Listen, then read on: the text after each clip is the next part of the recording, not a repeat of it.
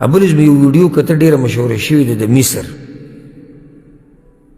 په هغې کې یو بوډا سړی دی او کباړ راټولوي د مصر دا خلک چې دي دا جدا مسله ده چې غلطو عقیدو والا پکې شتي خو د دوی یعنی د دین سره تعلق یې څه نه څه قرآن ډېرو ته پکې یادي او حدیثونه پکې ورته هم یادي دا ښځې ډېرې ښه پوهېږي په دین باندې نو مصر والا په دې عقله ډېر ښه دا جدا مسله ده چې دې څه پکې ته میلاو شي چې په دین یعنی پوهه دی څه نه څه خو نظریه غلطه ده دا جدا مسله ده اوس دا سپین ږیرې کباړ راټولوي یو ځوان هلک پسې ورشي او د هغوی د پروګرامونه داسې د دغه ځوانانو د دینداره ځوانۍ د هغوی د پروګرامونه داسې نه لکه څنګه چې نن سبا زموږ په دې ملک یو حل راغستی دی د دې ټیک ټاک والا او د یوټیوب والا او فیسبوک والا او کله بوډاګانو پورې خاندي او کله په ښځو پورې خاندي او کله دروغ وایي خلک خاندي او کله فحاشیانې خوري هغه داسې پروګرامونه نه کوي هغه ځوانان او زه د هغوی پروګرام ګورم نو دغه ځوان په دې بوډا پسې ورغلی ته څه کار کوې هغه وایي زه دا کار کوم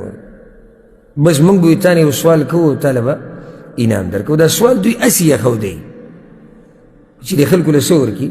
دا انعام یعنې دی دا پیسې داسې ورکول نه غواړي کېدای شي دا سړی بد وګڼي لکه یو نیم سړی د خپل عزت ډېر خیال ساتي ته ورله هسې داسې پیسې ورکوو نه نو څه نه څه بهانه سړی جوړه کړي بیا ورله پیسې ورکړي نو هغه بیا تپوس څه کوي تپوس یې څه وایي کلمه ووایه یا د پیغمبر نوم او یو دا اسانه خبرې واړه یم نو هغه ته ووایي چې ته داسې یو سوال چې وکړې سوال زما ذهن کې اوس نشته خو ډېر اسان سوال دی هغه ورله جواب ورکړي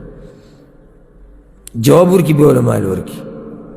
ښه لوی مبلغ ورله ورکړي ښه ډېرې پیسې نو هغه ورته داسې حیران ګوري وي دا د څه وي دا ته ماله جواب راکړه په یو جواب دومره پیسې ته راکړي هغوی نو بس ما درکړې ته وایي دا حلالې دي بوډا ورته وایي حلالې دي هغوی او یو روپۍ حلاله ده بیا دې پیسو ته داسې ګوري را ګوري وایي رښتیا وایي حلالې دي هغه ورته وایي حلالې څلور پنځه پیرې دا سپین ږیری دا تپوس کوي وایي حلالې دي یعنې حیران والله چې زما په دې جسم دا داغونه ځیږ شو چې یو سړی کباړ راټولوي سپین ږیری او هغه ته مال میلاویږي او هغه دې سوچ کې دی چې دا به حلال وي که دا به حرام نو چې کله هغه پوره مطمئن کړي د هغې نه به د هغه پیسې جیب ته واچي او زمونږ هغه غریبان هم پرېږده مالداره کروړپتي لکپتي به په حرامو پسې لګېدلی نو خبر مې دې پوره کولی چې دا بعض خلک د دین ډېر لحاظ کوي وړه وړه خبره د هغې به تپوس کوي الله څه وایي د الله پیغمبر څه او دا هغه حقیقي مؤمنان دي